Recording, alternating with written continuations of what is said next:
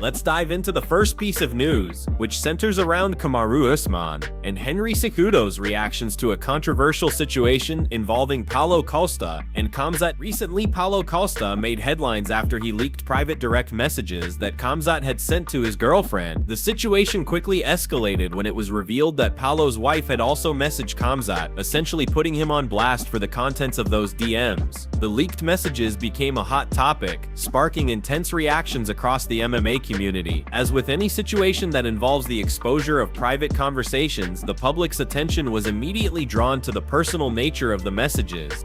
Kamaru Usman and Henry Cejudo, both of whom are known for their strong personalities and vocal opinions, wasted no time in offering their takes on the situation. Both fighters, who have been involved in some of the most heated rivalries in MMA, voiced their disapproval of the personal nature of the leak. Usman, in particular, highlighted an important point about how the lines between personal matters and professional sport are increasingly becoming blurred. He explained that in today's world, it seems there are no longer clear boundaries between what's considered part of the game and what is considered off-limits. Usman argued that trash-talking a fighter's abilities in the ring is one thing, but when families and other personal matters are dragged into the conversation, it crosses a line. He stressed that when things go beyond the sport and enter the realm of personal lives, it becomes problematic.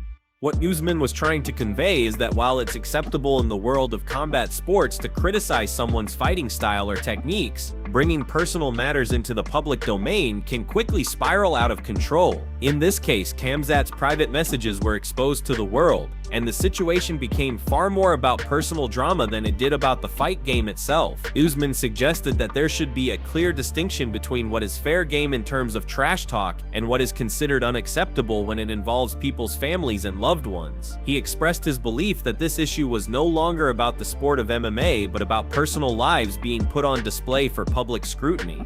Additionally, Usman made an interesting point about the dynamics between Khamzat and Paulo Costa's wives. He clarified that it was actually Paulo Costa's wife who had reached out to Khamzat first, and Khamzat, in turn, had only responded to the messages. This detail was important because it put a different spin on the situation. According to Usman, Khamzat was merely defending himself, and there was no way around responding to the messages. It wasn't a case of Khamzat initiating any drama, but rather a reaction to something that had already been set in motion.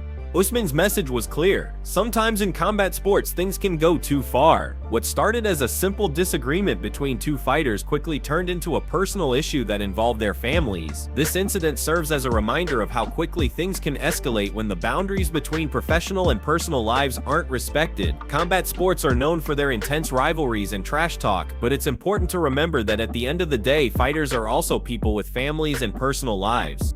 Moving on to the second piece of news, Dustin Poirier recently shared a deeply emotional statement about his retirement from MMA. The post, which was shared on his Instagram, resonated with fans and fighters alike. Poirier, who has been a staple in the UFC for over a decade, took a moment to reflect on his journey, expressing his profound gratitude for the experiences and lessons he had gained from his career. His message was not just about a fighter stepping away from the sport, but about acknowledging the impact that fighting had on his life in its entirety. In his heartfelt letter, Poirier began by speaking about how his journey into the fight world began. When he first started, his primary goal was simply to test himself, to discover how good he truly was as a fighter. Like many who enter the sport, Poirier initially viewed it as a challenge, a way to prove his toughness and skills. However, as the years went by and his career developed, Poirier realized that fighting was much more than just a way to prove himself. It became a defining part of his identity, a core aspect of who he was. He reflected on the physical and mental challenges he had endured, acknowledging that the sport had shaped him not just as a fighter but as a person. Throughout his post, Poirier expressed immense gratitude for everything fighting had provided him. It wasn't just the victories or the titles that made his career meaningful to him, but the lessons he learned along the way, the personal growth that fighting had instilled in him. The sport taught him resilience, discipline, and the importance of perseverance, but it also taught him about the heartbreaks that come with the journey, the losses that sting, the setbacks that test your resolve, and the sacrifices that are part of pursuing greatness. For Poirier, each win and loss had a purpose, and each moment helped him grow into the person he is today. One of the most touching parts of his message was how he spoke about the platform that fighting had given him to lift others. Poirier has always been known for his charity work, especially his efforts in his hometown of Lafayette, Louisiana. He spoke about how fighting allowed him to reach a wider audience and use his success to help others, especially children. He expressed how the sport had given him a unique opportunity to make a difference, something that was deeply fulfilling for him beyond the cage. Although Poirier was unsure about what the future would hold for him, he made it clear that he wasn't afraid of the unknown. He acknowledged that the next chapter of his life would be a journey into uncharted territory, but he was ready to face it with the same courage and determination that he had shown throughout his career. He also left the door open for new opportunities, showing his willingness to explore different paths, while still holding his deep respect for the sport that gave him so much. Ultimately, Poirier's retirement post was a bittersweet farewell to a sport that had shaped his entire life. It was a moment of reflection, gratitude, and a reminder of the deep connection fighters have with the sport they dedicate themselves to. Now let's dive into the fight announcements, starting with a major rematch that has fans buzzing. Magomed Ankalaev is set to defend his light heavyweight title in a highly anticipated rematch against Pereira at UFC 3. This fight is one that fans have been eagerly waiting for, as Ankalaev and Pereira have already proven their skills inside the octagon. Following the announcement, Ankalaev took to X, formerly Twitter, and confidently stated that he would knock out Pereira this time. The Russian fighter's words reflect his belief that this encounter will unfold differently, and he's determined to make a statement. Ankalaev's confidence is contagious, and fans are already gearing up for what could be a thrilling showdown. The stakes are high, and with both fighters coming off strong performances, this fight is bound to be one of the highlights of UFC 3. The anticipation around this rematch is palpable, but it's not the only exciting match on the card. UFC 320 will also feature a bantamweight title fight between Aljamain Sterling and Cory Sandhagen. This match is a pivotal one for the division, and the stakes couldn't be higher. Cory Sandhagen, known for his dynamic striking and unique fighting style, posted the fight poster on his Instagram, expressing that the time for him to win the title had finally arrived. His message resonated with fans, and many are eager to see if Sandhagen can claim the title or if Sterling's dominance will continue. With both fighters having impressive resumes, this will be a bout that MMA enthusiasts won't want to miss. Another exciting matchup at UFC 320 is between two rising stars in the light heavyweight division, Yuri Prochaska and Khalil Rountree. Both fighters are coming off impressive victories over Jamahal Hill, and the winner of this fight is likely to earn a title shot. Prochaska, known for his unorthodox style and wild striking, has earned a reputation as one of the most exciting fighters in the division. Rountree, on the other hand, has been making waves with his knockout power and aggressive fighting approach. This clash of styles promises to deliver fireworks, and the outcome will likely have significant implications for the light heavyweight title picture. As UFC 320 continues to shape up as one of the most exciting events of the year, fans are eagerly awaiting these incredible matchups. Each fight on the card has the potential to impact the rankings and provide unforgettable moments inside the octagon. The anticipation is growing, and UFC 320 is quickly becoming one of the most highly anticipated events on the calendar. Moving on to UFC 3021, another major fight has been confirmed. Tom Aspinall will defend his heavyweight title against Ciryl Gane in a match that has been a long time coming. Aspinall shared his thoughts on the fight during a YouTube video where he discussed the journey that led to this highly anticipated showdown. The two fighters have been scheduled to meet several times before, but due to various circumstances, the fight never materialized. Aspinall revealed that Gane had turned down previous matchups, including one where Gane was supposed to face Sergey Spivak. Aspinall even traveled to Paris with the intention of fighting the winner of that match, but Gane had declined again. Now, after all this time, the two are finally set to face each other on October 25th in Abu Dhabi. Aspinall is determined to put an end to Gane's title hopes once and for all, and with both fighters being among the best in the heavyweight division, this bout promises to be an exciting one. In addition to the heavyweight clash, UFC President Dana White dropped some exciting news about Islam Makhachev. Fans can expect some updates on Makhachev's next fight soon, as the lightweight champion continues to rise through the ranks. Makhachev's future is a topic of much discussion, and fans are eager to see what's next for the Russian powerhouse in the lightweight division. As his stock continues to climb, all eyes will be on him as he prepares for his next challenge in the UFC. Moving on, Justin Gaethje has recently made waves with his statement regarding his position within the UFC. Despite the growing discussions about a potential matchup between Gaethje and Paddy Pimblett to determine a #1 contender, Gaethje has been vocal about his disinterest in fighting anyone who isn't the current champion. His comments reflect a deeper frustration with what he perceives as an unjust and biased matchmaking system within the UFC. Speaking to Brett Okamoto, Gaethje expressed his dissatisfaction, making it clear that if the UFC's focus was to use him to promote fights with less qualified fighters, he might have to reconsider his place in the organization. Gaethje, known for his no-nonsense approach to the fight game, emphasized that if the UFC expected him to face non-champions and continue down a path of unnecessary fights, he would have to reevaluate his commitment to the sport.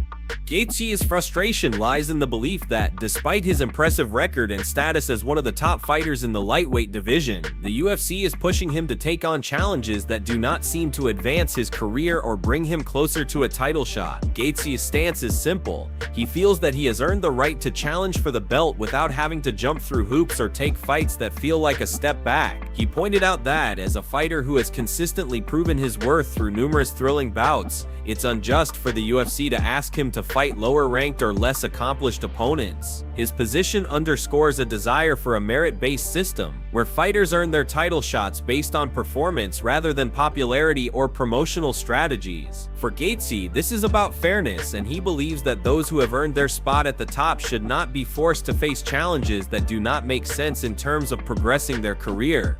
Gaethje also addressed the ongoing rumors surrounding a potential fight with Paddy Pimblett, something that has been circulating within the MMA community. Gaethje has consistently shut down the idea, stating that he has no interest in facing someone who hasn't proven themselves to be a serious contender. He made it clear that if the UFC continues to push for this matchup, it would indicate that they no longer see him as a key player in their plans. Gaethje, who holds a solid 3-1 record in his last 4 fights, feels that he has already done enough to prove himself as one of the elite fighters in the lightweight division. A fight with Paddy, according to Gaethje, would not further his career, and he certainly doesn't want to be part of a spectacle that would only serve to promote someone who hasn't earned their place at the top.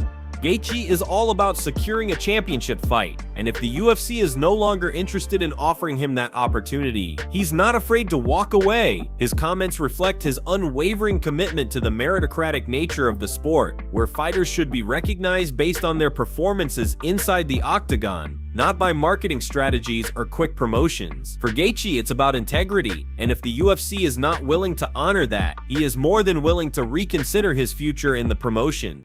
In another related segment, Justin Gaethje shared his thoughts on his previous fight with Max Holloway, reflecting on a moment that has gone down as one of the most memorable in MMA history. During the fight, Holloway famously pointed to the ground, a gesture that issued a psychological challenge to Gaethje, urging him to engage in a more aggressive stand-up battle. Known for his fearless fighting style, Gaethje admitted that he had been losing the fight at that point. Holloway was controlling the pace of the fight and landing significant strikes, forcing Gaethje to play catch-up. However, Gaethje recognized that the gesture wasn't just an attempt to taunt him, it was a mental tactic designed to draw him into a slugfest, one that Holloway, with his incredible volume striking, was more than capable of winning.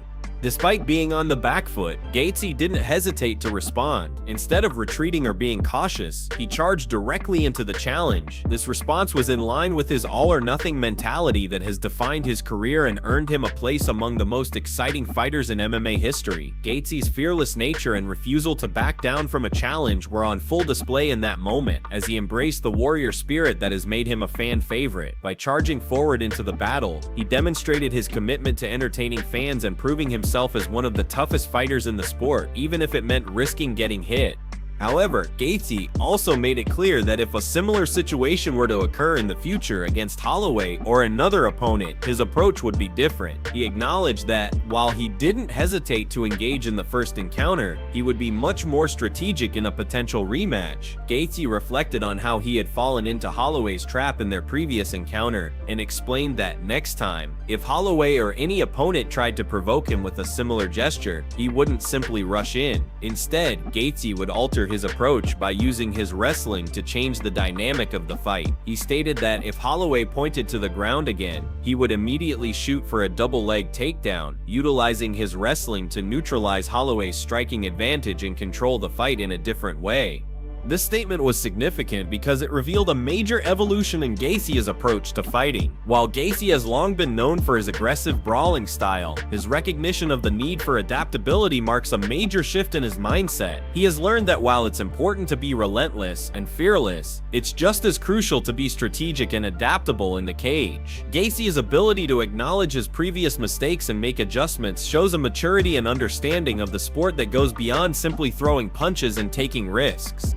Justin Gaethje has shut down the idea of facing Paddy Pimblett next, despite rumors that the UFC might be pushing for the fight. In an interview with ESPN, Gaethje firmly stated, "Absolutely not. I mean, if that's the route they want me to take, then I don't believe they need me anymore." He went on to explain his stance by pointing out his ranking, saying, "I'm number 3. I'm 3-1 in my last 4. Gaethje highlighted the fact that he had previously been called out by the champion before the belt was vacated, and now a fighter with a 2-2 record was being considered for a title shot. He expressed his frustration, adding, "If they want to, if their algorithm tells them to just use me until I get beat, then I'm gonna have to really reevaluate what I'm doing here."